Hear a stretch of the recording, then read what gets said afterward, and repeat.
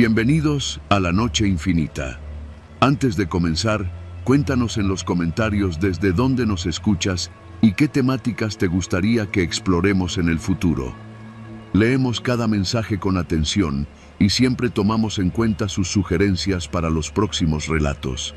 Sin nada más que decir, comencemos. Mi nombre es Ricardo, tengo 36 años y llevo 14 como policía estatal en un grupo especial de intervención. He estado en cateos, persecuciones, traslados de reos y hasta en manifestaciones que se salieron de control. Pero la noche que voy a contar no se parece a nada que hubiera vivido antes. Era un viernes de agosto, poco antes de las 11 de la noche, cuando nos reunieron en la comandancia de la zona metropolitana de Monterrey. El comandante entró con la carpeta en la mano, sin dar vueltas. Tenemos ubicación de una casa de seguridad en San Nicolás, presencia de armas largas y posible retenido. El operativo es inmediato. Los rostros en la sala se pusieron serios. Éramos 10 elementos, divididos en 2 unidades blindadas y una camioneta de apoyo. Yo iba de copiloto en la segunda unidad, con el fusil listo y el chaleco bien ajustado. Afuera, el aire húmedo de la ciudad olía a asfalto caliente y humo de comida callejera, un contraste absurdo para lo que se venía. El plan era simple: llegar sin sirenas, bloquear la calle, irrumpir en la propiedad y asegurar el perímetro. Todo en menos de 3 minutos. Sabíamos que el tiempo era lo único que jugaba a nuestro favor antes de que los ocupantes reaccionaran o recibieran refuerzos.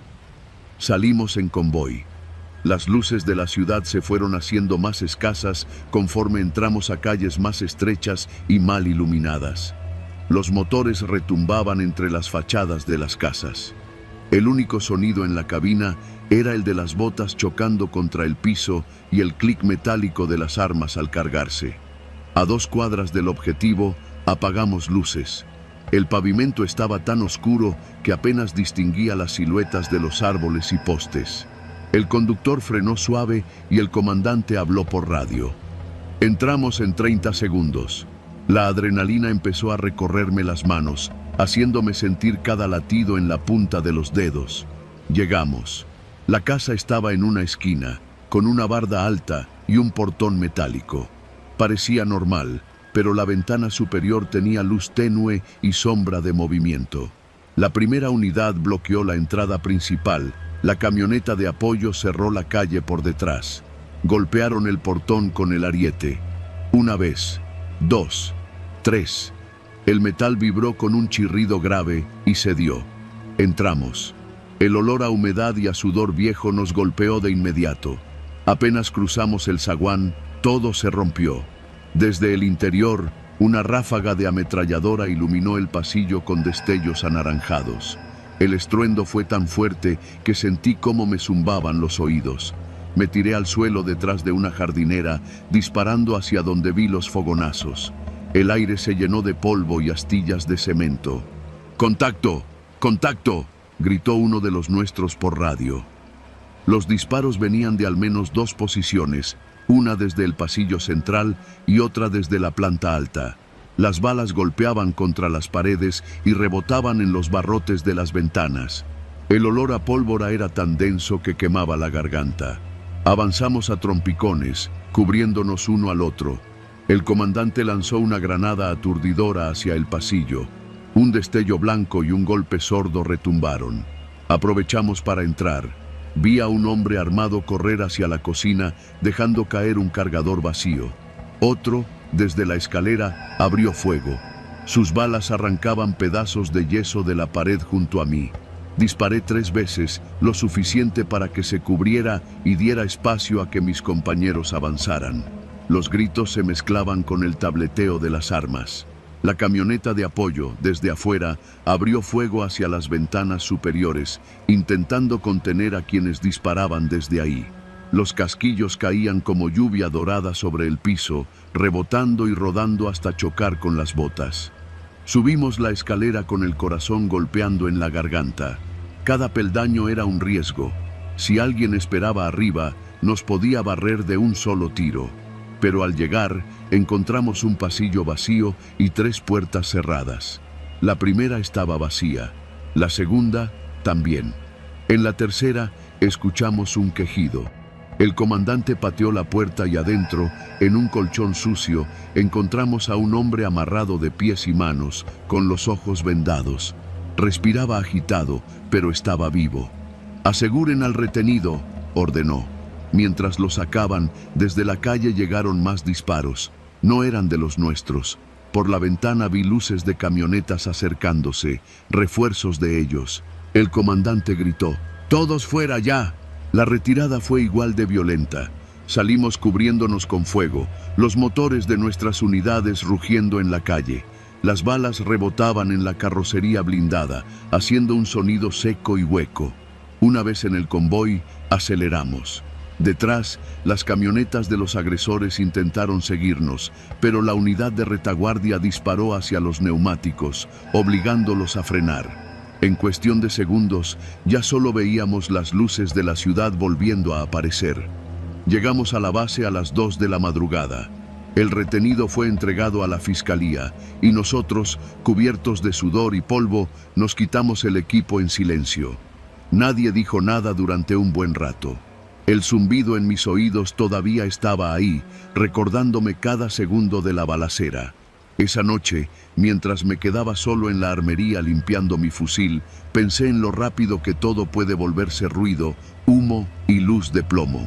Y en que, en un operativo nocturno, la oscuridad no es lo que más asusta, sino lo que no ves hasta que ya te está disparando.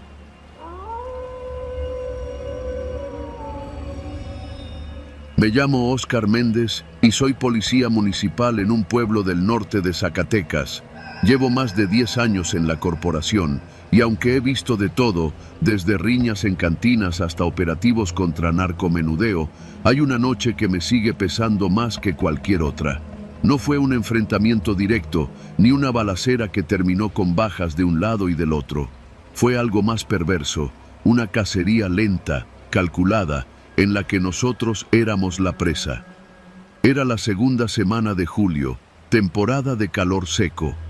Estaba de guardia nocturna con 3 compañeros: Ramiro, el más veterano; Luis, recién llegado de otro municipio; y el Chato, un joven que apenas llevaba 2 años en la fuerza. Nuestra tarea era patrullar las colonias de la periferia, donde las calles son de terracería y la luz de los postes parpadea como si fueran velas a punto de apagarse. La comandancia había recibido rumores de que un grupo armado estaba calando a las policías locales. No sabíamos si era cierto, pero desde hacía días se notaba el ambiente distinto.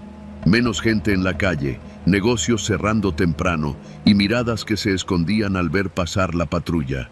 Esa noche salimos en la unidad 012, una camioneta pick-up con torreta que a duras penas funcionaba. Armamento, el reglamentario, fusiles viejos y pistolas que ya habían pasado por demasiadas manos. Pasadas las 11, recorríamos la colonia El Mezquital.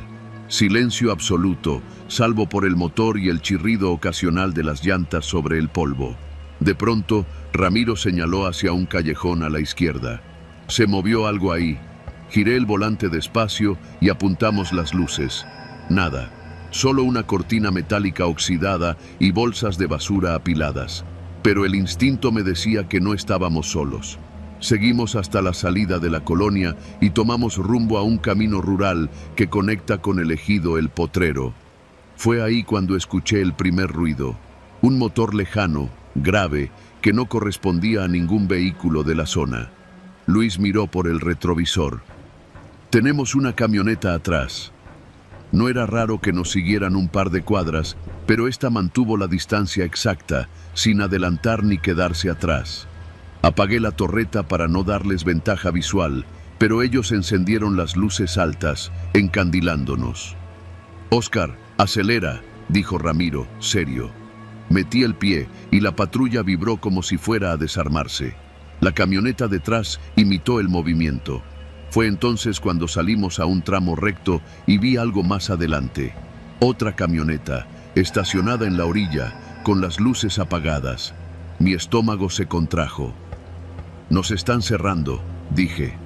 El chato agarró el fusil y lo cargó, pero Ramiro le bajó la mano. Todavía no, muchacho. Pasamos junto a la camioneta de enfrente. Alcancé a ver siluetas dentro, al menos 4 hombres, todos con chalecos y gorras negras. Cuando creí que seguirían ahí, encendieron el motor y se pusieron detrás de nosotros. Ahora eran 2 vehículos siguiéndonos, uno delante, otro detrás. Ninguno hacía un movimiento brusco, pero era claro que nos tenían controlados. «No entres en pánico», dijo Ramiro, aunque yo podía ver que él también estaba tenso. «Mantente en la carretera». Avanzamos así por casi 1 kilómetro, y en ese tiempo no hubo un solo otro vehículo en la zona. El radio de la patrulla estaba mudo, o bien la señal estaba bloqueada, o alguien del otro lado no quería contestar. Fue entonces cuando el de adelante encendió las luces de emergencia, no como patrulla, sino como señal para que nos detuviéramos. «Ni de chiste», dijo Luis. «Si paramos, aquí nos quedamos». Yo ya sudaba frío. Giré hacia un camino de terracería que conocía, esperando perderlos entre los matorrales. Por unos segundos funcionó, pero después escuchamos el rugido de los motores detrás. Entonces empezó el hostigamiento real.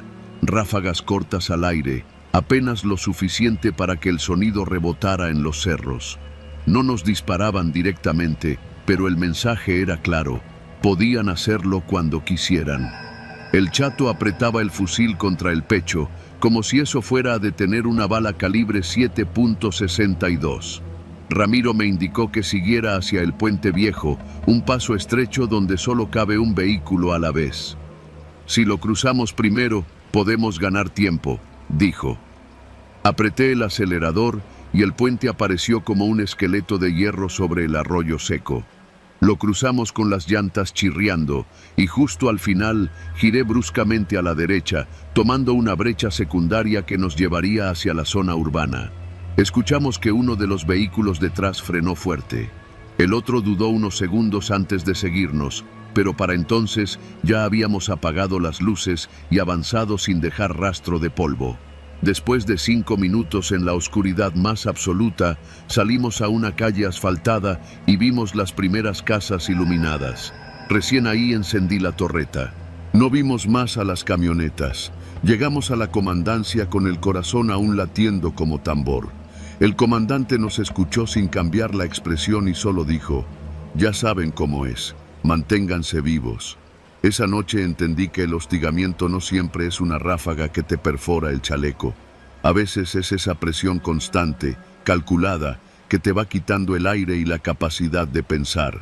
Un recordatorio de que, en ciertas calles, la autoridad no la llevamos nosotros, aunque portemos el uniforme.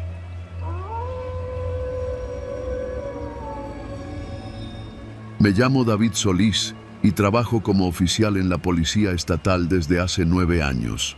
Cuando entré, todavía creía que este uniforme significaba algo más que una tela con insignias que servía para proteger a la gente. Con el tiempo aprendí que, en muchos casos, el uniforme solo es una máscara y que debajo hay de todo, gente honesta y gente capaz de vender hasta a su propia madre por un fajo de billetes.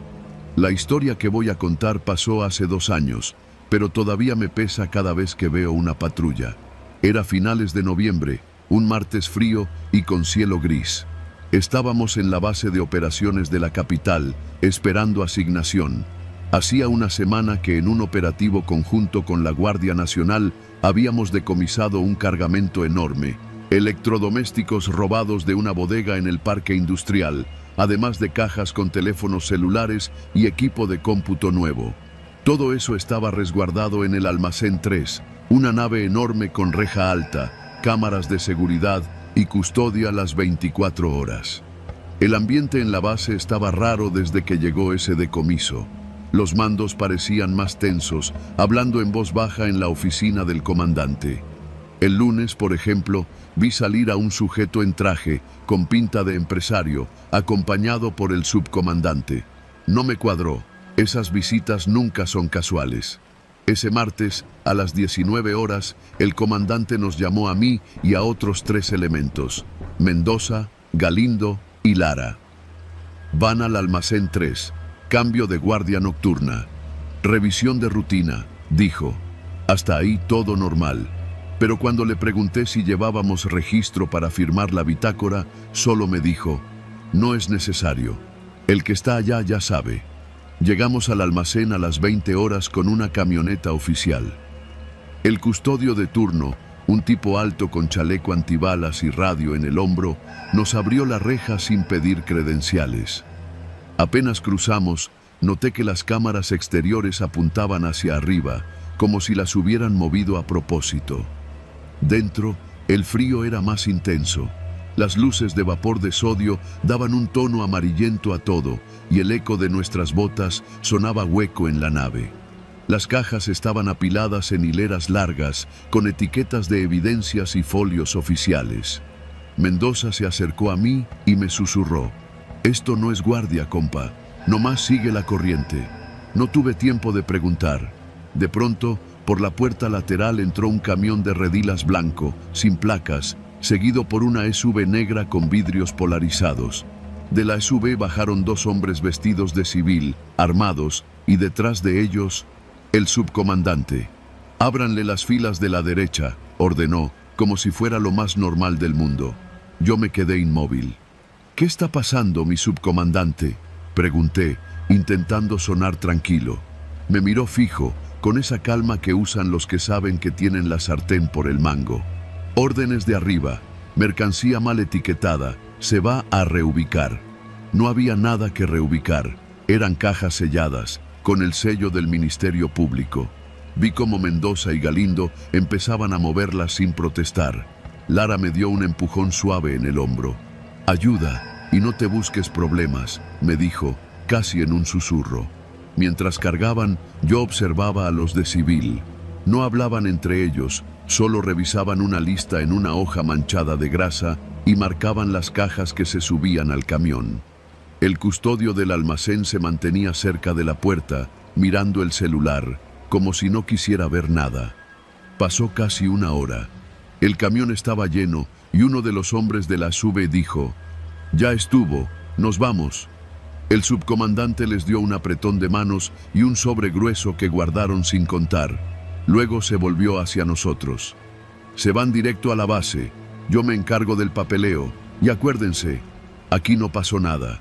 Subimos a la camioneta. Nadie habló en el camino, salvo Lara, que soltó un «Si preguntas, te vas». Mendoza solo miraba por la ventana. En la base, entregamos el turno como si nada. Yo me fui a casa, pero no dormí. Tenía la imagen de esas cajas clavada en la mente, pensando en todo lo que significaban. Evidencia desaparecida, expedientes que se iban a cerrar sin culpables, gente que nunca recuperaría lo que le habían robado. Al día siguiente, busqué en el sistema el folio del decomiso. No aparecía, como si nunca hubiera existido. Ese mismo día, el custodio del almacén fue trasladado a otra zona y a Mendoza lo vi estrenando moto nueva. Pasaron 2 semanas. Una mañana, cuando salía del cuartel, un sedán gris se emparejó conmigo. Bajó la ventana el mismo hombre de la SUV negra. «No metas las narices donde no te llaman», dijo sonriendo. «Hay cosas que te pueden costar más que el trabajo». Luego se fue, como si nada. Entendí el mensaje. Seguí en la corporación un año más, pero después pedí mi baja. No podía seguir sirviendo junto a gente que veía la ley como un negocio. Hoy trabajo en seguridad privada. Gano menos, pero duermo tranquilo. O al menos lo intento. Porque todavía me despierto algunas noches recordando esas cámaras apuntando al techo, el eco de las botas sobre el concreto y el sonido hueco de las cajas cargadas al camión, como si con cada golpe se enterrara un poco más la idea de justicia. Ese «no pasó nada» fue lo que más me marcó. Porque en este país, cuando los que deben cuidar roban, lo peor no es lo que se llevan, sino todo lo que dejan detrás.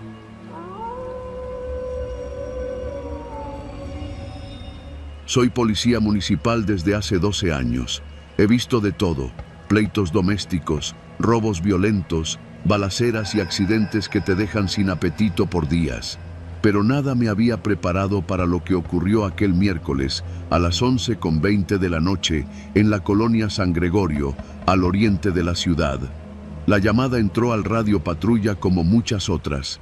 Reporte de olores fétidos y ruidos extraños en domicilio abandonado, esquina de Mariano Matamoros y Primera Sur. Estaba de turno con mi compañero Robles, un tipo alto, siempre serio, con el que llevaba trabajando casi 5 años. «Ha de ser un indigente o un animal muerto», dijo, encendiendo las torretas. No respondí. Con el tiempo, aprendes que lo que parece rutinario puede torcerse en cualquier momento. Llegamos en menos de 7 minutos. La calle estaba oscura. Solo un foco amarillento colgando frente a una tiendita cerrada alumbraba un tramo del asfalto. El olor llegó antes que la vista, un hedor denso, pesado, como carne podrida mezclada con humedad. Robles y yo nos miramos, en silencio. El inmueble era una casa de una planta, con las ventanas tapiadas por tablas viejas. La puerta principal tenía candado, pero estaba floja. Golpeé con la macana y la madera crujió. «Policía municipal, ¿hay alguien?», grité, mientras apuntaba mi linterna hacia el interior. No hubo respuesta, solo el eco apagado de mi voz. El olor era insoportable, sentía que se me pegaba a la garganta. Robles forzó el candado y entramos. La luz de la linterna cortaba la oscuridad a tirones. Paredes descascaradas, botellas vacías, una mesa cubierta de polvo. A cada paso, el piso de madera protestaba. En el pasillo, a la izquierda, una puerta entreabierta dejaba escapar un zumbido bajo, como de moscas. La empujé con la punta de la bota. Ahí estaban, 5 cuerpos, apilados como si fueran costales. 2 hombres y 3 mujeres, todos con las manos atadas por delante y las cabezas envueltas en bolsas negras, sujetas con cinta. Las bolsas estaban infladas hacia adentro, hundidas, señal de que ahí no quedaba aire desde hacía rato. El hedor se multiplicó dentro del cuarto. Las moscas revoloteaban sobre la piel amoratada. Reconocí las marcas, golpes en brazos y piernas, como si los hubieran torturado antes de matarlos. Robles se quedó quieto, con la linterna fija en el montón. «Madre de Dios», murmuró. Llamé por radio para pedir refuerzos y a la policía ministerial. Mientras esperaba respuesta, me acerqué a la esquina del cuarto. El piso estaba húmedo, y no solo por la sangre. Había charcos oscuros mezclados con restos de comida y colillas. En la pared, garabateadas con pintura roja, había palabras que no entendí de inmediato. Me acerqué. Eran iniciales y números, como claves. Saqué mi libreta y los anoté. Un ruido sordo, detrás, me hizo girar de golpe. En la puerta había aparecido un hombre delgado, sin camisa, cubierto de sudor. Tenía una navaja oxidada en la mano. «No tendrían que haber venido», dijo, con la voz temblorosa pero firme. Le apunté con la pistola y le ordené que tirara el arma. Robles se colocó a mi lado, apuntando también. El sujeto dudó unos segundos y luego dejó caer la navaja. Se arrodilló, mirándonos con una mezcla de cansancio y odio. «No fui yo. Solo limpiaba», susurró. Antes de que pudiera decir más, escuchamos un motor acercándose a gran velocidad. Robles asomó por la ventana rota. «Son 2 camionetas, sin placas». No era momento de esperar refuerzos. Si esos tipos eran los responsables, no vendrían a platicar. Arrastramos al sujeto hacia la cocina y lo obligamos a tirarse al suelo.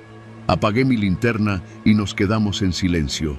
El sonido de puertas de vehículos cerrándose de golpe llenó la noche. Pasos rápidos, voces graves. «Revisa adentro», ordenó uno, desde fuera. La puerta principal cedió de un empujón.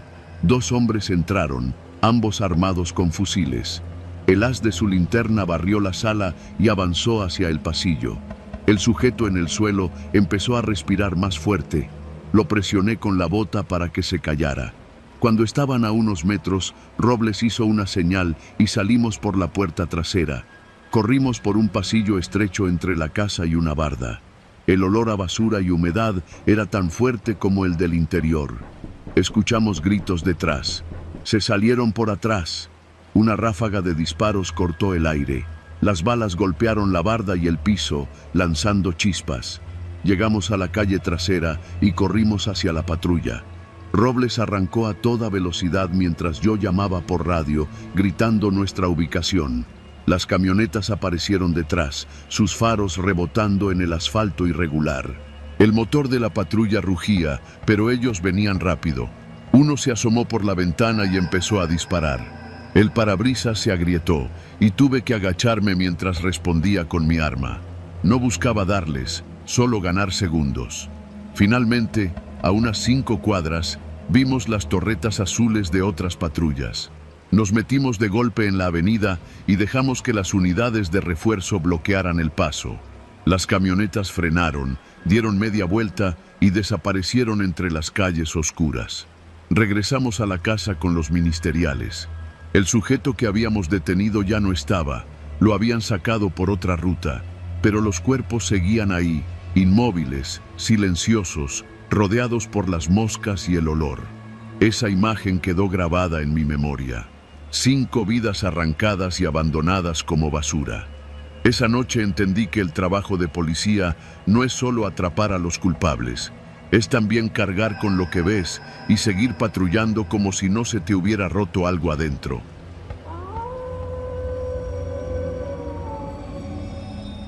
Me llamo Julián y soy periodista independiente desde hace más de 15 años. He cubierto de todo: marchas, accidentes, corrupción y también crímenes que casi nadie quiere contar. Siempre me he dicho que lo importante es buscar la verdad, aunque incomode. Pero hay verdades que pesan tanto que pueden hundirte para siempre. En septiembre del año pasado recibí un mensaje anónimo en mi correo. Era un archivo de video, grabado con un celular. Las imágenes mostraban a un hombre esposado, arrodillado frente a 2 patrullas, en una calle oscura. 3 policías lo rodeaban. Uno de ellos le daba patadas en las costillas, mientras otro revisaba su cartera. La tercera figura, con el rostro medio cubierto por la gorra, sacó su pistola y, sin titubeos, le disparó en la cabeza. No había sonido, pero la imagen era clara. El hombre cayó hacia adelante y no volvió a moverse. Los policías arrastraron el cuerpo fuera del encuadre. El correo solo decía: esto fue en San Miguel del Río, anoche. Nadie lo va a investigar. Fui al pueblo al día siguiente. San Miguel del Río está a menos de 2 horas de la capital, pero su silencio lo hace sentir más lejos. Al llegar, vi la patrulla estacionada frente a la comandancia. 3 policías conversaban afuera, como si nada.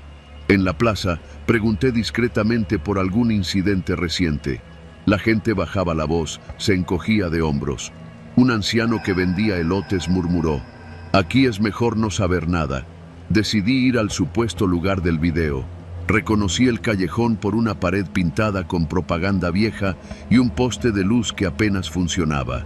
No había rastro de sangre, pero el suelo tenía manchas oscuras y una huella de arrastre que terminaba en la parte trasera de un taller mecánico cerrado. Un perro flaco olfateaba el sitio. No sé si era mi imaginación, pero parecía inquieto. Esa tarde, mientras revisaba mis notas en una fonda, 2 hombres con cortes de cabello casi idénticos entraron y se sentaron frente a mí sin preguntar. No llevaban uniforme, pero sus botas y cinturones hablaban solos. ¿Qué busca en San Miguel, periodista?, preguntó el de barba rala. Trabajo, respondí, intentando sonar relajado. Aquí no hay nada que valga la pena escribir, intervino el otro, mirándome fijo. Mejor regrese a donde vino. No esperaron respuesta. Se levantaron y se fueron. Sentí la advertencia tan clara como un arma en la espalda. Esa noche me hospedé en una pequeña posada a la salida del pueblo. La dueña, una mujer de cabello canoso y manos nerviosas, me reconoció de cuando había cubierto un deslave en la región hacía años. «Usted es de los que no se quedan callados, ¿verdad?», me dijo en voz baja. Asentí. Ella miró hacia la ventana antes de seguir. El hombre del video se llamaba Raúl. Tenía problemas con unos policías porque no quiso pagarles cuota en su tienda. Lo levantaron hace 2 noches. Lo mataron y lo enterraron en el monte, detrás del basurero viejo. Anoté todo. Ella me pidió que no dijera su nombre. Al día siguiente, antes de que amaneciera, caminé hasta el basurero. El lugar apestaba a plástico quemado y podredumbre. Detrás, un sendero llevaba a una zona de arbustos secos. El suelo estaba removido en un claro, como si hubieran cavado recientemente. Me agaché a tomar fotos cuando escuché el sonido inconfundible de una escopeta cargándose. «Quédese quieto», dijo una voz detrás de mí. Me giré despacio. Eran los mismos dos hombres de la fonda, ahora con armas visibles. «Le dijimos que se fuera», continuó el de barba. «Usted no entiende». «Solo quiero la verdad», contesté. El otro sonrió, sin alegría. «La verdad aquí la escribimos nosotros, y si sigue, lo vamos a poner al lado del otro». Me llevaron a la comandancia. Adentro, el comandante, un hombre fornido con bigote perfectamente recortado, me recibió como si fuera un invitado incómodo. Sobre su escritorio había un sobre manila. Lo empujó hacia mí. «Aquí tiene dinero para gasolina, comida, lo que quiera. Solo deje de preguntar». Abrí el sobre. Billetes de 500, al menos 15,000 pesos. «Si no acepta», dijo el comandante, inclinándose, «se va a perder en la sierra, y nadie lo va a buscar». En ese momento entendí que no podría sacar nada bueno quedándome. Tomé el sobre, no por el dinero, sino para que pensaran que aceptaba. Esa misma tarde me fui. No miré atrás. Guardé el sobre, las fotos y el video en una carpeta sellada que envié por paquetería segura a un colega de confianza en la capital. A los 2 días, el material apareció publicado en un portal nacional, firmado de manera colectiva para evitar represalias directas. El escándalo fue grande, pero en San Miguel nada cambió. Los mismos policías seguían en sus puestos. Yo sigo trabajando, pero aprendí que en algunos lugares la justicia no la dicta un juez, sino el cañón de una pistola, y que, a veces, sobrevivir implica callar por un tiempo.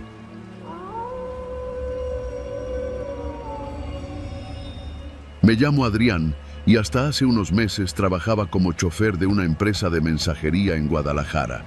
No era un gran empleo, pero pagaba lo justo y me dejaba tiempo para ver a mi hija los fines de semana.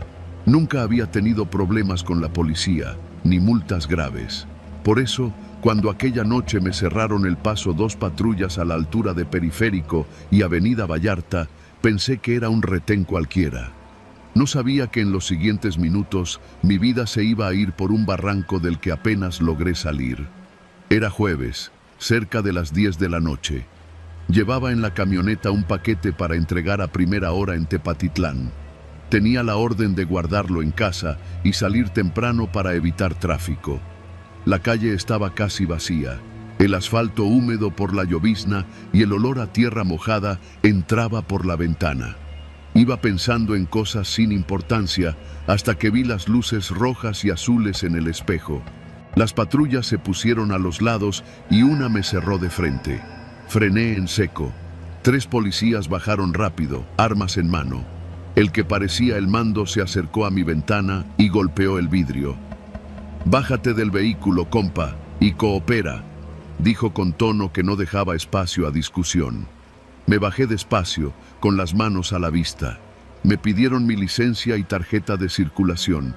Revisaron los papeles y sin decir nada empezaron a inspeccionar la camioneta. Uno de ellos se subió y empezó a abrir la guantera, los compartimentos de las puertas, hasta los asientos traseros. Yo no entendía qué buscaban. De pronto, el que estaba atrás gritó: «Jefe, ya lo encontré». Volteé y vi que sostenía una bolsa negra, de esas resellables, con un polvo blanco adentro. «¿Qué es eso?», pregunté, sintiendo que la voz se me quebraba. El mando me miró con una sonrisa torcida.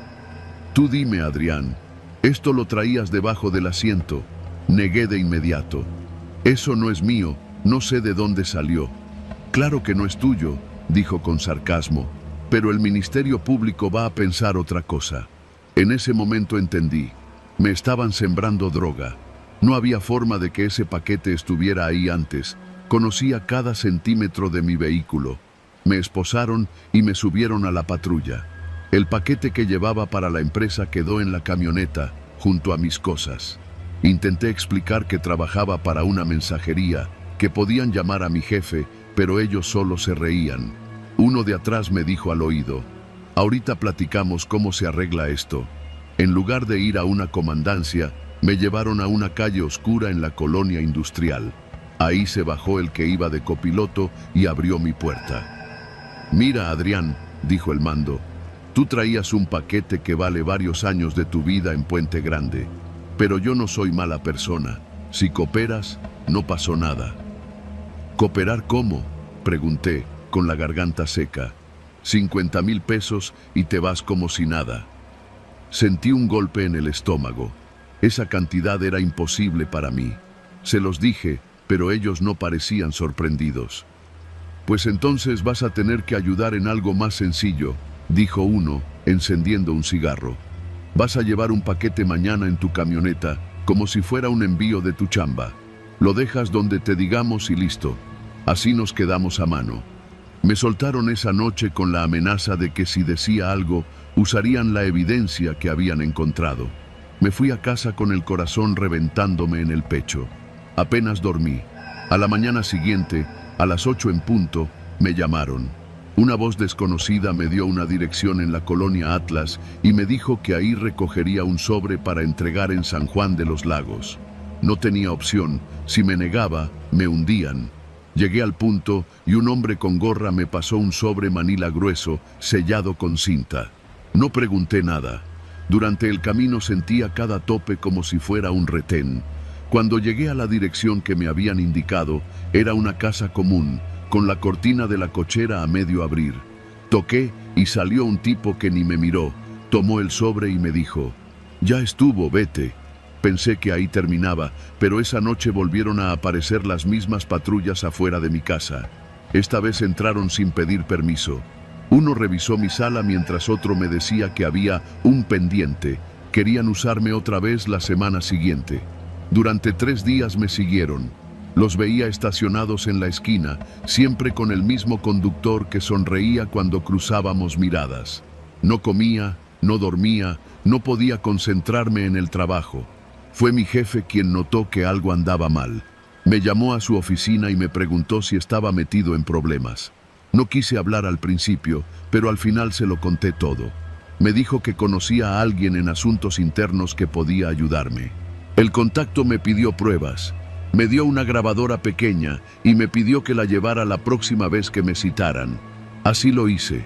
El día acordado, cuando el policía me entregó otro paquete y me dio instrucciones, grabé todo: su voz, la dirección, hasta el número de patrulla. 2 días después, Asuntos Internos montó una operación. Me hicieron seguir la rutina como si nada, pero la casa donde debía entregar el paquete ya estaba vigilada. Cuando los policías llegaron a cobrarme su favor, cayeron en flagrancia. Los detuvieron con sus radios, armas y varios sobres similares al que yo llevaba. Resultó que era un grupo que había estado usando la misma táctica con taxistas, repartidores y hasta amas de casa para mover mercancía. Di mi declaración oficial, entregué la grabación y recuperé mi camioneta. No me levantaron cargos, pero me recomendaron que cambiara de ruta y de domicilio, por precaución. Hoy sigo trabajando, pero nunca más conduzco de noche y siempre reviso mi vehículo antes de salir. Aprendí que a veces el peligro no está en los criminales que imaginamos en callejones oscuros, sino en quienes deberían protegernos. Porque yo estuve a nada de convertirme en un número más en las noticias, y todo por algo que nunca fue mío.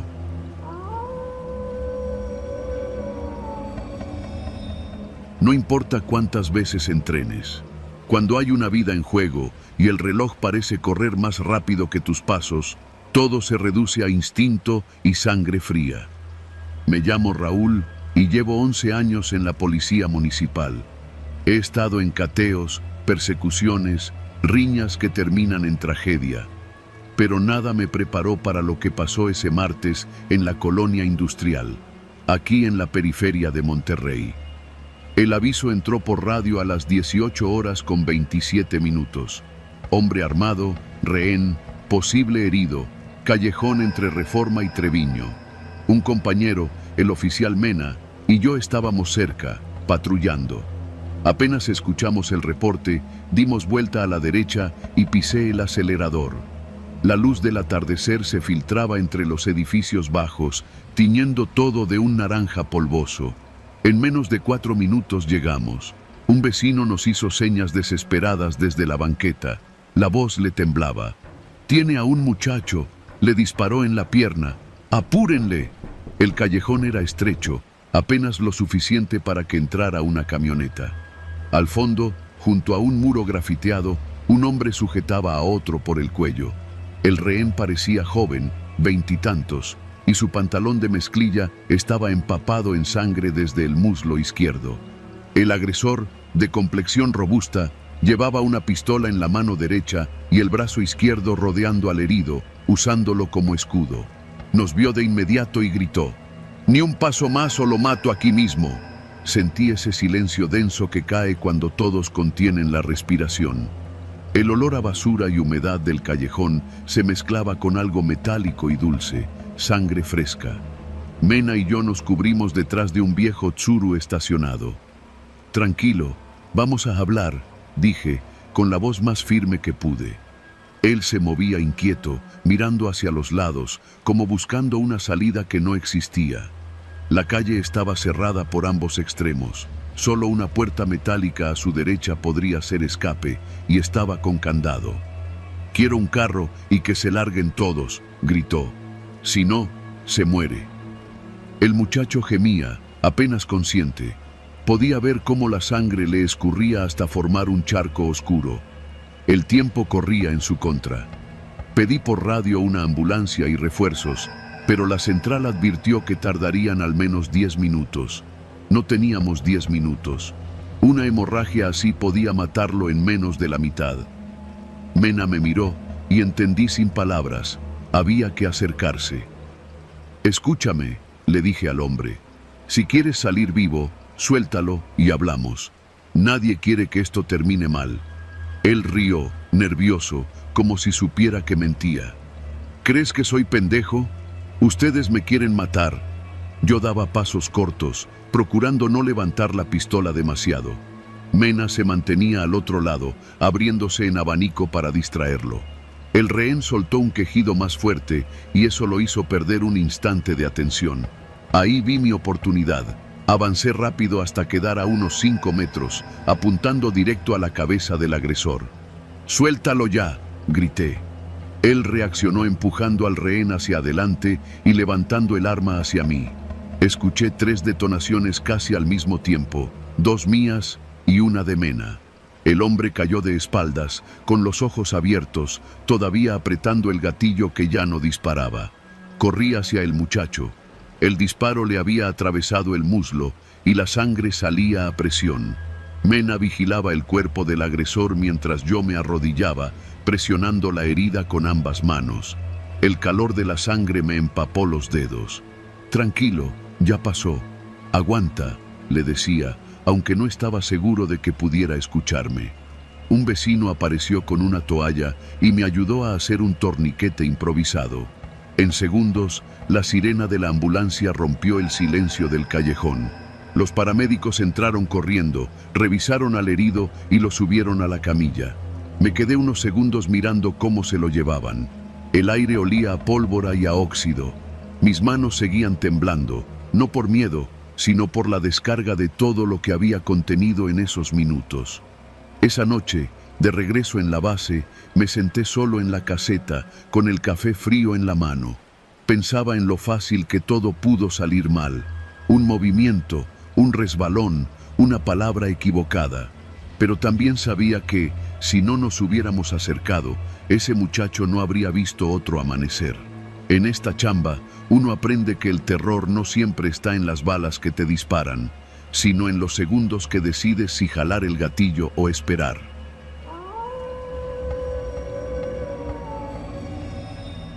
Cuando uno entra a la policía, al menos yo, lo hace pensando que va a hacer el bien, que va a detener a los malos y proteger a los que no pueden defenderse.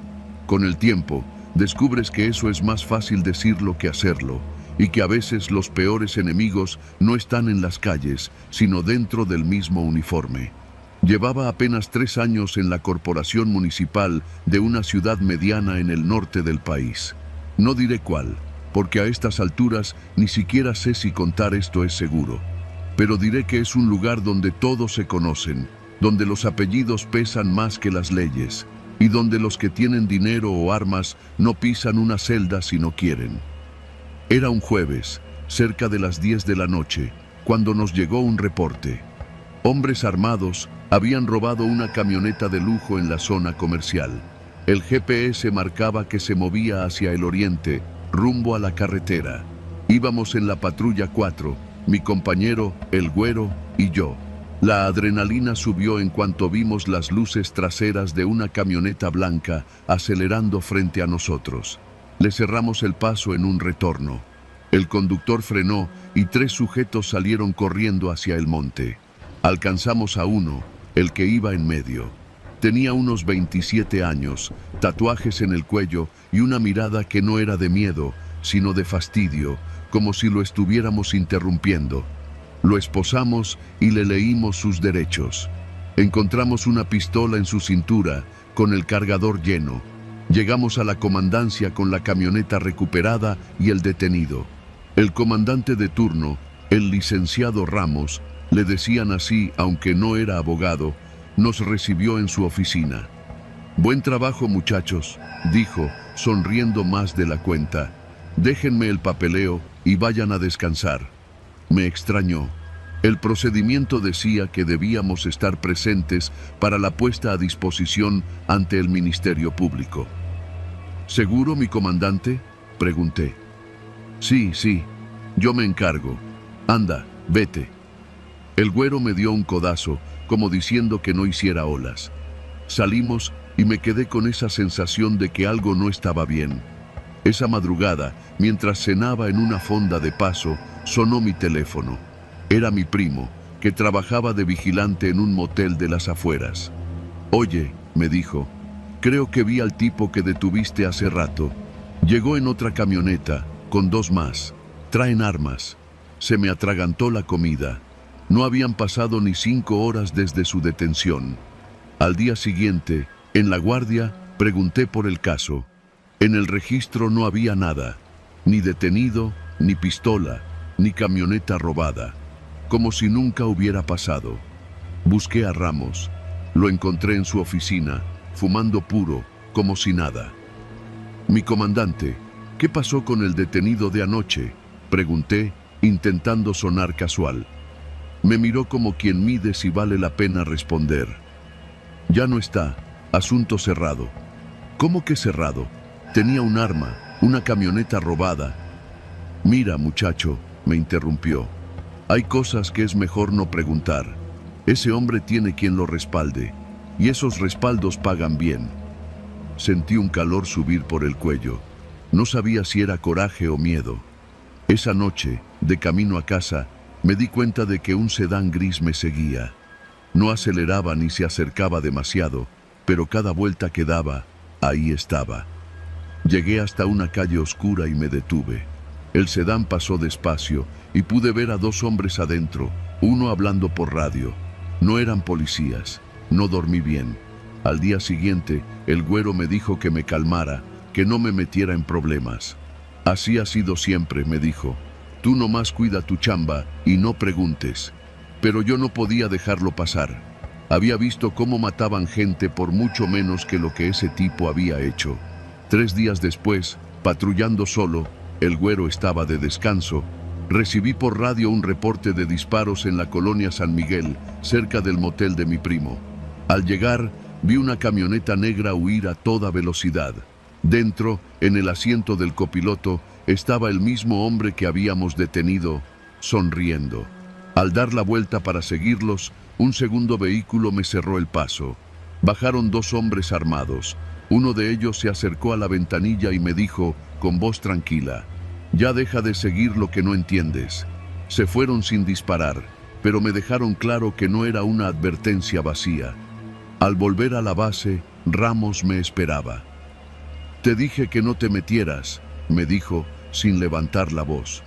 «Si quieres durar en este trabajo, aprende a obedecer». En ese momento entendí que el problema no era un delincuente suelto, era un sistema entero trabajando para él. No volví a ver a ese hombre, pero escuché su nombre varias veces después, relacionado con balaceras, levantones y hasta un ataque a una patrulla federal. Nunca lo atraparon, y si lo hicieron, seguramente duró menos en la celda que en el pasillo de ingreso.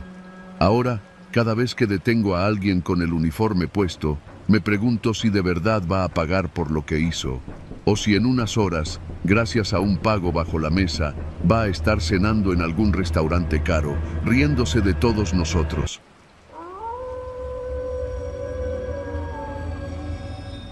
Me llamo Andrés y vivo en el oriente de la Ciudad de México, en Iztapalapa. Manejo un taxi por aplicación desde hace 3 años, de noche casi siempre. Me acostumbré al ritmo, menos tráfico, más viajes largos, más propinas, pero también más riesgos. Esa noche de abril no parecía distinta a otras. Eran como las 9 cuando recibí un viaje desde una plaza comercial en Ermita hasta una colonia al sur de Tláhuac. Un joven subió, callado, con una mochila en el regazo. No intercambiamos más que un buenas noches. Lo dejé en una calle oscura, sin alumbrado. Apenas arranqué para irme, vi las luces rojas de una patrulla encendiéndose detrás de mí. Me orillé, pensando que tal vez era una revisión rutinaria. 2 policías bajaron, ambos con chalecos antibalas y lámparas en mano. Uno de ellos, de complexión robusta y bigote recortado, se asomó por la ventanilla. «Buenas noches, jefe. ¿Qué anda haciendo por aquí?» «Trabajo de aplicación, oficial. Dejé a un cliente», respondí, tratando de sonar tranquilo. El otro, más joven, comenzó a rodear el carro, revisando con la lámpara. «Bájese, por favor», ordenó el del bigote. «Vamos a hacer una inspección». Obedecí. Me pidieron licencia y tarjeta de circulación. El más joven revisaba el asiento trasero y la cajuela como si buscara algo específico. Luego, el del bigote dijo algo que me heló. «Tenemos un reporte de que este vehículo estuvo implicado en un robo hace unas horas». Me quedé mudo. Intenté explicarme, pero no me dejaron. «Vamos a la unidad para aclarar», dijo el más joven, con una sonrisa que no era de cortesía. Antes de que pudiera reaccionar, ya me estaban subiendo a la patrulla. No hubo esposas, pero el tono no dejaba lugar a dudas. No tenía opción. No tomaron el rumbo hacia un ministerio público. En cambio, se internaron por calles que no conocía bien, hasta salir a una carretera secundaria. Las luces de la ciudad se quedaron atrás y solo quedaba la oscuridad y el ruido del motor. «¿A dónde vamos?», pregunté. «Tranquilo, jefe», respondió el del bigote, sin mirarme. «Ahorita se resuelve». El silencio se volvió pesado. La patrulla se detuvo en un terreno baldío, con restos de construcciones y basura. Ahí apagaron las luces. El del bigote se giró hacia mí. «Mira, Andrés, sabemos que no eres tonto. Si quieres que te dejemos ir, vas a cooperar». No entendía a qué se refería. El más joven abrió la guantera de la patrulla y sacó una bolsa de plástico transparente con algo que parecía marihuana. «Esto estaba en tu coche», dijo, mostrándola. Era mentira, yo lo sabía, pero ellos tenían la prueba en sus manos. El del bigote continuó. «Podemos reportarte por posesión y hasta decir que ibas armado. O nos ayudas con una cuota para no llevarte». El monto era absurdo, 50,000 pesos. Me reí nervioso, pensando que tal vez así entenderían que no tenía esa cantidad, pero no hubo reacción de broma. «Tienes hasta mañana al mediodía, si no, te metemos. Y créeme, no vas a querer entrar donde te vamos a meter». Me bajaron del vehículo y me pasaron al asiento trasero de mi propio taxi, que ahora conducía el más joven. El del bigote se sentó junto a mí, con la mano descansando sobre la culata de su pistola. Me llevaron a un motel de carretera. Rentaron un cuarto, me metieron y cerraron por fuera con un candado improvisado en la puerta. No había ventanas, solo un baño pequeño y un foco que parpadeaba. Me quedé sentado en la cama, tratando de pensar en qué hacer. Las horas pasaron lentas. Escuchaba pasos en el pasillo y, de vez en cuando, voces hablando por teléfono. Una vez entraron con una torta y un refresco, dejándolos en la mesa sin decir palabra. No podía llamar a nadie. Me habían quitado el celular.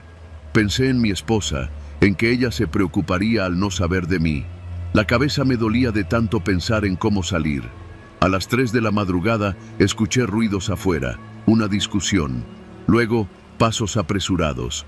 El candado se abrió de golpe y entró el policía joven, agitado. «Vámonos, rápido». No supe si confiar, pero lo seguí. Afuera, el del bigote no estaba. Caminamos hacia mi coche, estacionado frente al motel. «No me preguntes», dijo mientras me devolvía las llaves. «Solo vete y no vuelvas a esta zona». Encendí el motor y arranqué sin mirar atrás. Manejé por más de 1 hora hasta llegar a una avenida iluminada y concurrida. Me detuve un momento para respirar. Temblaba, pero estaba libre.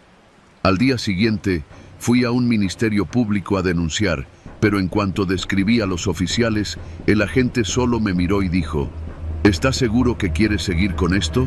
Salí de ahí sabiendo que no habría justicia. Desde entonces, cambié mis rutas, mis horarios y mi vida. No es miedo a trabajar, es miedo a volver a encontrarme con una patrulla que decida que mi libertad tiene precio.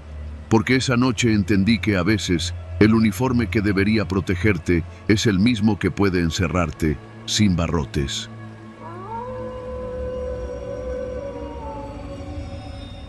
Me llamo Daniel y soy policía municipal desde hace casi 12 años. Entré joven, con la ilusión ingenua de que podía hacer las cosas bien. No tardé ni 3 meses en darme cuenta de que el uniforme pesa más por lo que representa que por lo que protege. En la academia nos enseñaron tiro, defensa personal y protocolos, pero nunca nos advirtieron que lo más peligroso sería decir que no. Todo comenzó un lunes por la mañana, durante el pase de lista en la comandancia. El subdirector, un hombre de voz grave y barriga prominente, nos reunió a varios en una oficina pequeña, lejos de los demás. «A partir de hoy», dijo, «las patrullas del sector sur van a entregar cuota semanal. Nada exagerado, lo de siempre. Cada quien sabe cómo conseguirlo». Las miradas se cruzaron en silencio. Yo ya había escuchado rumores, oficiales cobrando mordidas en retenes, pidiendo pagos a comerciantes a cambio de protección y repartiéndose lo recaudado con los mandos. Pero hasta ese momento nadie me lo había pedido directamente. Intenté mantenerme al margen las primeras semanas, haciendo mi trabajo y evitando los retenes improvisados que montaban mis compañeros. Pero un jueves, mientras revisaba un reporte de robo, entró Sánchez, uno de los veteranos. «¿Qué pasó con tu entrega, Morales?», me dijo, recargado en el marco de la puerta. «No participo en eso». Su sonrisa fue corta, casi compasiva. «Todos participamos, no más que algunos se tardan en entender». Esa noche, al salir del turno, noté que mi coche particular tenía la llanta trasera ponchada. Al día siguiente, alguien había vaciado mi casillero. No me robaron nada de valor, pero el mensaje era claro. Estaban presionando. La gota que colmó el vaso llegó una madrugada, cuando me asignaron patrullar con Lara, otro veterano. Íbamos por una avenida semivacía cuando me pidió que me detuviera frente a un bar. «Espérame aquí», dijo, bajando de la patrulla. Lo vi entrar y salir en menos de 5 minutos, con un sobre en la mano. Lo guardó en la guantera como si nada y me ofreció un cigarro. «Así de fácil se hace, ni balas ni papeleo». No contesté. Sentí el peso de su mirada en el retrovisor el resto de la noche. El sábado siguiente, el subdirector me llamó a su oficina. Tenía el sobre de Lara sobre el escritorio. «¿Te crees mejor que los demás?», preguntó sin levantar la voz. Negué con la cabeza. «Entonces coopera». No me dio opción. Me asignó un punto en un cruce muy transitado, donde pasaban a diario transportistas y comerciantes. «Solo a los que todos saben que pagan», dijo. El primer día me temblaban las manos al recibir el billete doblado de un chofer de camión. Al segundo, ya solo miraba que nadie grabara con el celular. Pero un martes, Justo antes del mediodía se detuvo un sedán gris. El conductor, un hombre de traje barato, bajó el vidrio. Me extendió un sobre grueso. De parte de la señora, ya sabes. Lo tomé sin abrirlo. Esa noche, cuando lo conté, eran más de 20,000 pesos. Demasiado para ser un pago habitual. Lo guardé, planeando entregarlo de inmediato, pero al día siguiente comenzaron las llamadas. Primero con tono amable, luego amenazante. No reconocía la voz, pero sabía que estaban vinculados a ese punto. En la comandancia nadie quiso escucharme. Sánchez solo dijo: si ya lo agarraste, ya es tuyo, y ahora es tu problema. Esa misma noche me siguió una moto sin placas hasta mi casa. No se acercó, pero se quedó estacionada en la esquina durante horas. Dormí poco y mal, con el arma al alcance de la mano. Decidí devolver el dinero. Fui al bar donde Lara había recogido el sobre aquella vez y pedí hablar con la señora. Me recibió un hombre fornido, sin nombre, que me arrebató el sobre y me dijo: esto no se devuelve. La próxima vez se entrega a tiempo. Me fui con la sensación de que, lejos de resolver algo, había firmado una deuda invisible. Y así fue. 2 días después, el subdirector me volvió a llamar. Te quieren fuera del sector. Ya no eres confiable. Me reasignaron a una zona industrial, lejos de todo, sin puntos, sin cuotas. Pensé que era un castigo, pero en realidad fue un alivio. En ese lugar solo me tocaban robos menores y peleas de borrachos. Pasaron meses y nunca más recibí sobres ni llamadas. Pero a veces, cuando conduzco por el sector sur de camino a casa, reconozco las patrullas de antes, estacionadas en esquinas estratégicas, y veo las manos que se extienden discretamente desde las ventanillas de autos y camiones. Sé que mientras esas manos se sigan encontrando, nada va a cambiar. Yo tuve suerte de salir antes de que me saliera demasiado caro. Otros no la han tenido.